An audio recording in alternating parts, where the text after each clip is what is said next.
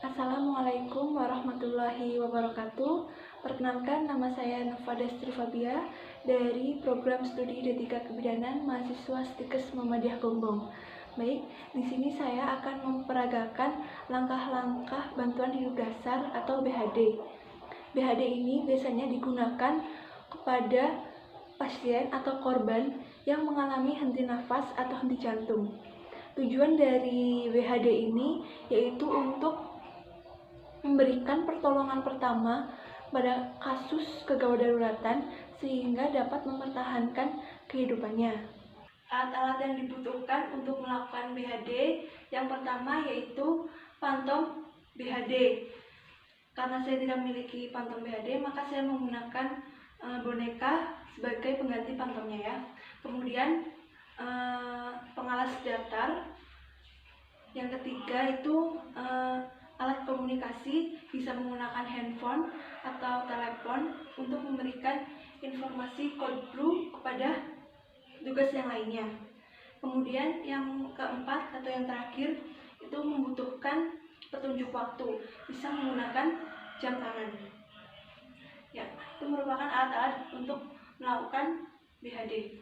Langkah pertama yang kita lakukan apabila kita menemukan pasien yang tidak sadarkan diri, yang harus kita perhatikan yang pertama yaitu aman penolong, aman pasien, dan keamanan lingkungan.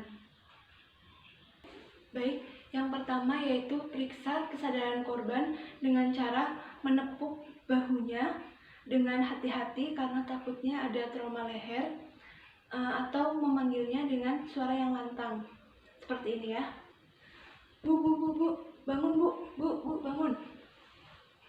Jika korban tidak memberikan respon, maka kita meminta bantuan kepada orang sekitar dengan cara melambaikan tangan.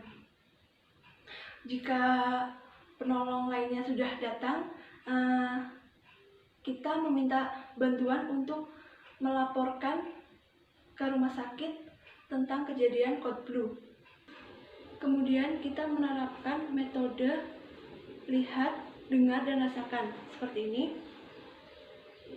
Lihat apakah dadanya naik turun, dengar apakah ada suara nafas. Kemudian yang ketiga, rasakan apakah ada hembusan nafas. Pengecekan ini dilakukan kurang dari 10 detik ya. Jika pasien bernafas dengan normal, maka jagalah jalan nafasnya dengan cara recovery position untuk memastikan agar pasien atau korban ini tidak tersedak ya, dengan cara kakinya ditekuk seperti ini, kemudian dimiringkan ya, seperti ini. Periksa nadi karotis untuk dewasa dan brachialis untuk bayi ya, dengan cara di lehernya seperti ini ya, periksa nadinya. Jika korban tidak respon saat dipanggil, bernafas tidak normal, atau tidak bernafas, maka lakukan resusitasi jantung paru. Pastikan penolong di samping korban, boleh di samping, boleh di depan. Ini ya, di sini di depan kepala pasien. Sebelum melakukan kompresi dada, usahakan dadanya bebas dari pakaian ya. Letakkan tangan penolong di tengah-tengah dada pasien ya. Kemudian tangan yang satunya juga diletakkan di atasnya seperti ini. Kemudian seperti menggenggam ya. Untuk pasien usia 1-8 tahun itu menggunakan satu tangan. Untuk bayi itu menggunakan 2 jari. Ketika melakukan kompresi kedua tangan tidak boleh ditekuk ya, dan harus tegak lurus di atas dada korban. Gunakan kekuatan tubuh bagian atas, bukan dari lengan, dan pastikan tangan tidak berpindah dari tengah dada korban. Setiap kompresi terdiri atas 30 kali tekanan dengan kecepatan 100 kali per menit dan kedalaman 5 cm dan tidak boleh lebih dari 6 cm. Kompresi tidak boleh terputus kecuali untuk memberikan nafas buatan atau memindahkan pasien. Setiap selesai kompresi, angkat pangkal tangan sehingga dada mengembang seperti semula. Beri tiupan nafas buatan 2 kali melalui mulut dengan menutup hidungnya. Jadi setiap kali kompresi itu 30 kali kompresi dada dan 2 pernafasan ya. Seperti ini ya. 1, 2, 3, 4, 5, 6, 7, 8, 9, 10, 11, 12, 13, 14, 15, 16, 17, 18, 19, 20, 21, 22, 23, 24, 25, 7, 8, 9, 30.